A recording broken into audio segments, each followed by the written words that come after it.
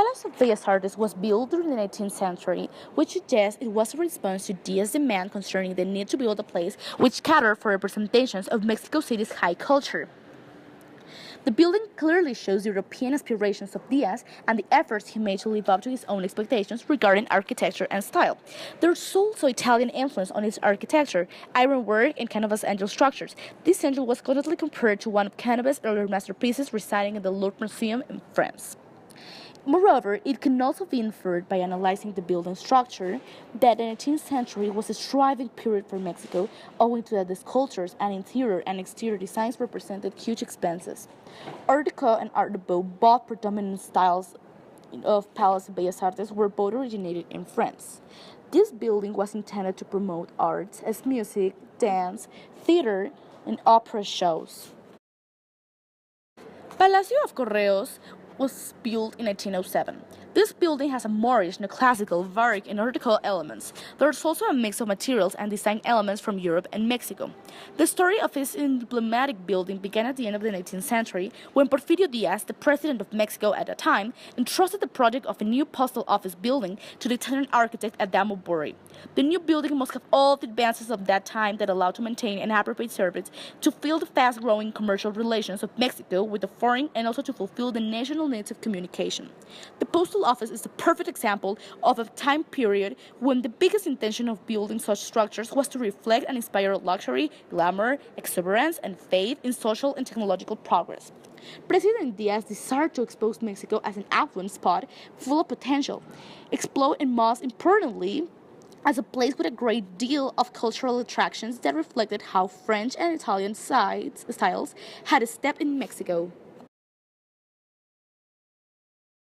The Theater Esperanza Iris began to be constructed in 1918 during the revolts of the Mexican Revolution. The theater, or with its more modern name, Teatro de la Ciudad, arose in a time in which theaters, tents, bullfights, and other spectacles constituted the principal form of entertainment. The building was constructed at the beginning of the 20th century by the famous actress and Mexican singer Esperanza Iris. The architects followed the guidelines of the theatrical centers of Europe, Paris, Madrid, Rome, and Vienna. It has a neoclassical style, characterized by balance and elegance.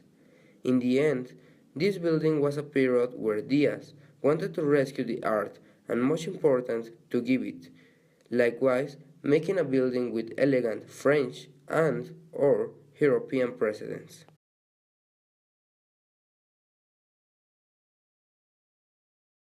Before it was the National Museum of Art, it was built as the Palace of Communications and Public Works. The work was executed by the orders of President Porfirio Diaz in 1904. The building was built by an Italian architect.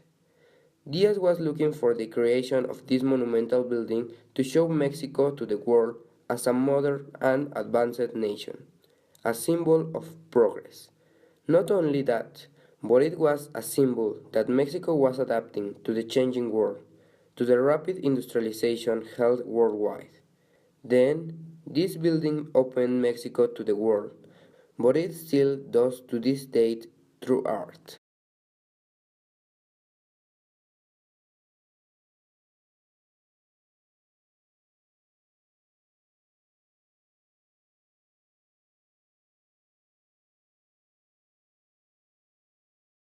The zona de Xicotencatl, also known as the old headquarters of the Mexican Republic, was built in the 17th century.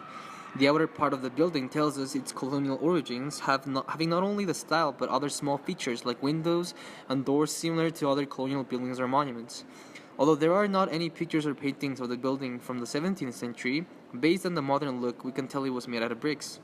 The house was originally built as an educational institute called Colegio Seminario de Nuestra Señora Santa Ana, and in that time the church had a lot of power and influence over the government, and they controlled what was going to be taught at the schools.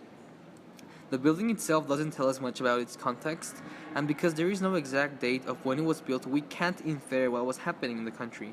However, later on it became a hospital, and the nuns that were working there were exiled by the President Sebastián Lerdo de Tejada, and this is a key moment in Mexican history. The government started to become more secular, and the church lost its power and influence in the country.